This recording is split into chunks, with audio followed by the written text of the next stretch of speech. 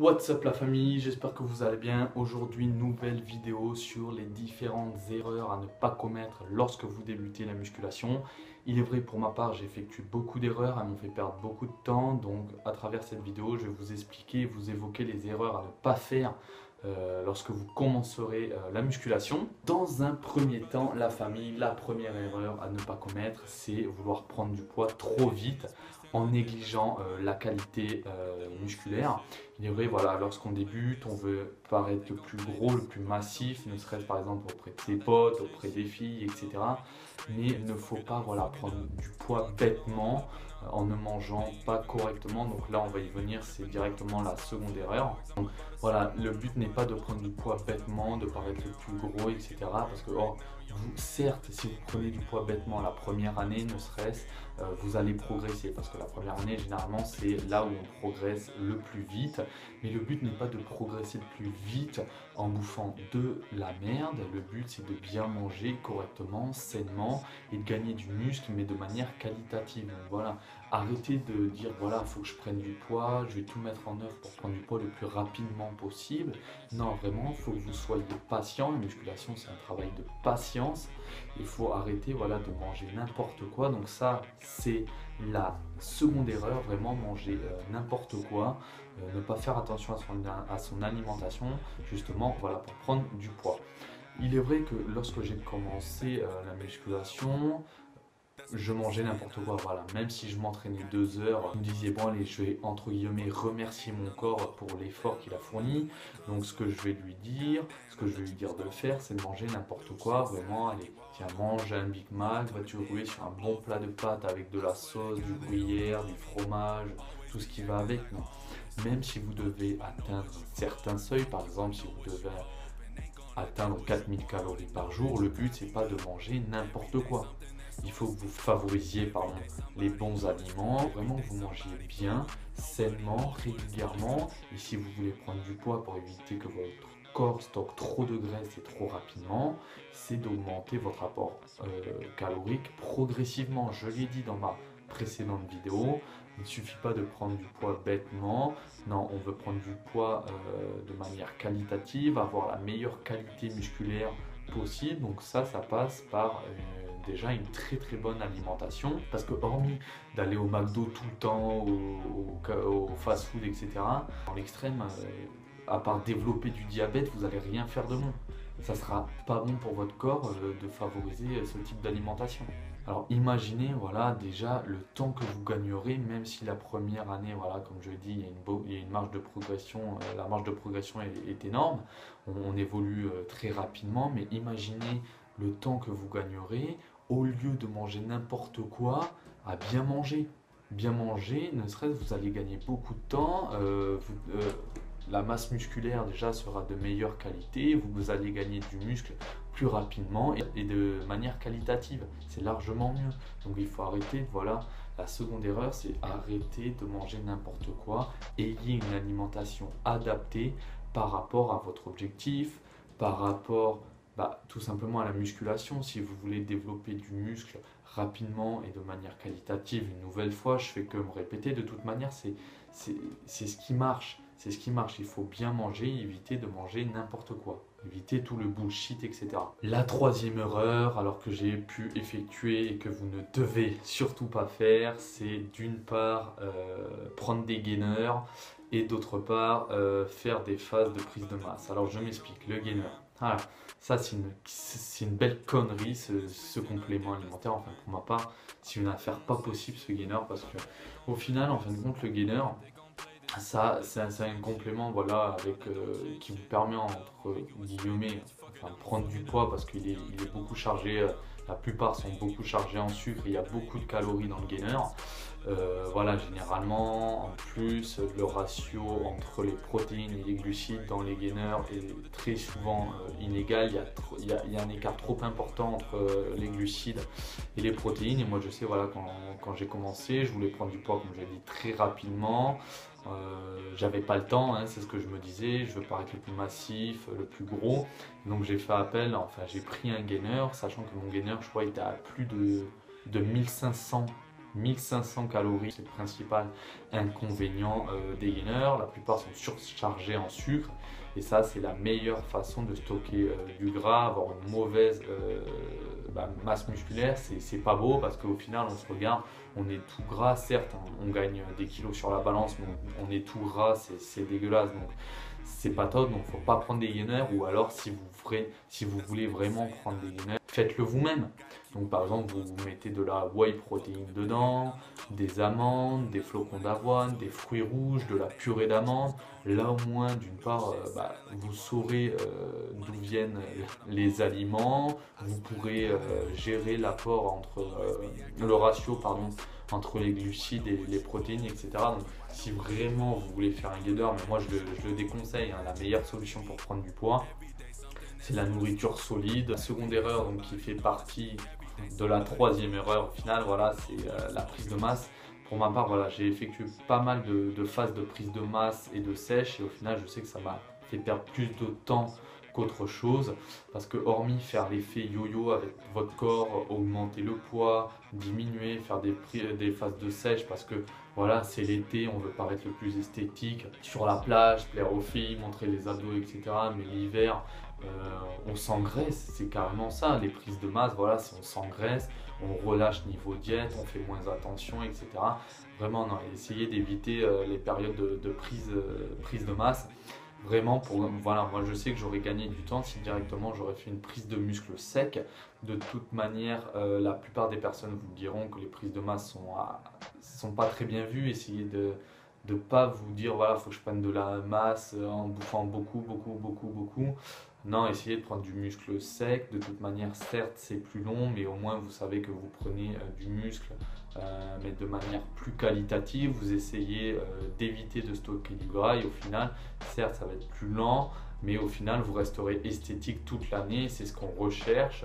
Enfin, pour ma part, c'est ce que je recherche. Quatrième erreur, c'est vouloir pousser trop lourd alors qu'on débute, juste pour faire le barbiquet, pour paraître moins ridicule auprès des autres lorsqu'on s'entraîne, parce qu'on débute, etc.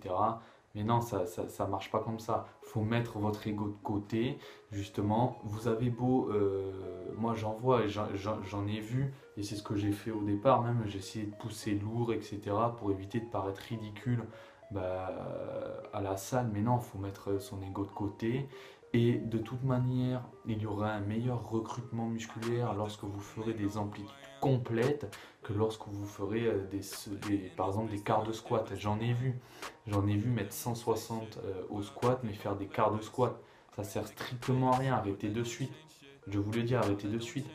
Là, une personne par exemple pourra mettre 60 kg au squat, si cette personne effectue une amplitude complète, d'une part il y aura un meilleur recrutement musculaire et d'autre part le développement musculaire sera plus important. Il faut savoir que pour faire une amplitude complète, voilà, ça dépend de votre mobilité, de votre souplesse. Il est vrai que certaines personnes, par exemple sur le squat, ne peuvent pas descendre par exemple en dessous des genoux ou parallèle au sol. Voilà, ça dépend de votre mobilité, de votre souplesse, et ça de toute manière ça se travaille. Donc la cinquième erreur, voilà, c'est de vouloir s'entraîner trop et avec un volume d'entraînement trop important. Je m'explique. Certains débutants, voilà, veulent de suite gagner beaucoup de muscles et pensent que s'entraîner 5-6 fois par semaine à raison de 2 heures par entraînement, voilà, ça va leur permettre de gagner du muscle, etc. D'un côté, c'est vrai. D'un côté, c'est vrai parce que voilà, quand on débute, comme je l'ai dit, on progresse assez vite, la marge de progression est assez élevée, etc. Mais le souci qui va se poser, c'est que votre marge de progression, une fois que vous aurez atteint par exemple un certain seuil de masse musculaire, en gros vous allez stagner parce que votre corps se sera habitué à ce volume d'entraînement important. C'est-à-dire que votre marge de progression sera restreinte parce que vous aurez déjà en tant que débutant fait des entraînements à raison de 2 heures, 5-6 fois par semaine. Donc ça c'est l'erreur en étant débutant à ne pas commettre.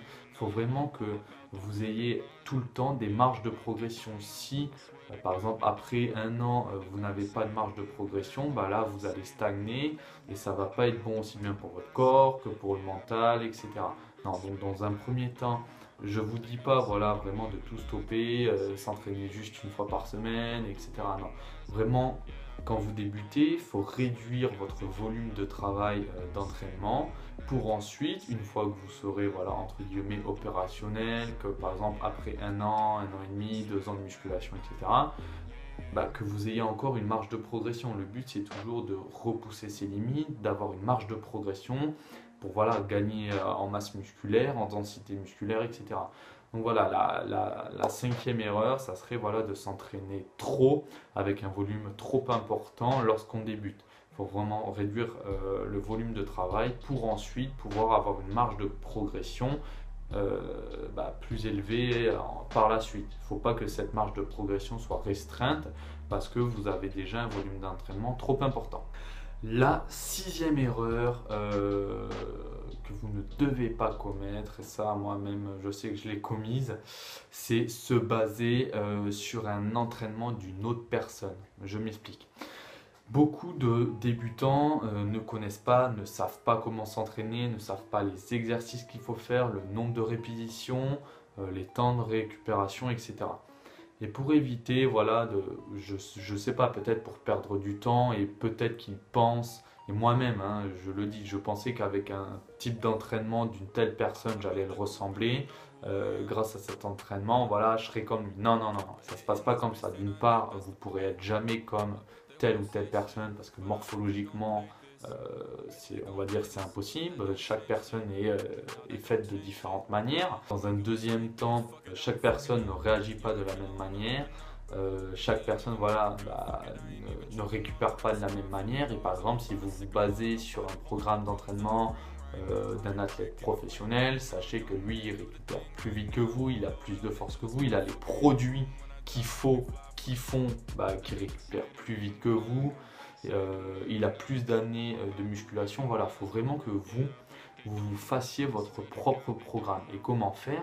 Voilà, soit la solution c'est que vous passiez à plusieurs solutions, soit vraiment si vous voulez avoir un suivi personnalisé, vous ayez un coach sportif vraiment personnel, adapté à vos objectifs, qui vous aide, qui vous suit, qui vous fasse un programme d'entraînement vraiment adapté par rapport voilà, à votre corpulence, à votre typologie, à votre morphologie, etc.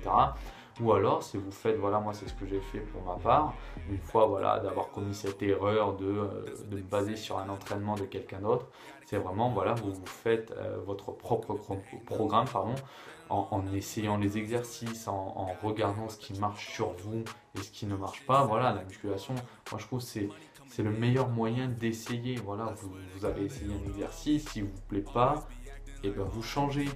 Il faut vraiment tester, et le fait de tester, vous allez voir, vous allez progresser.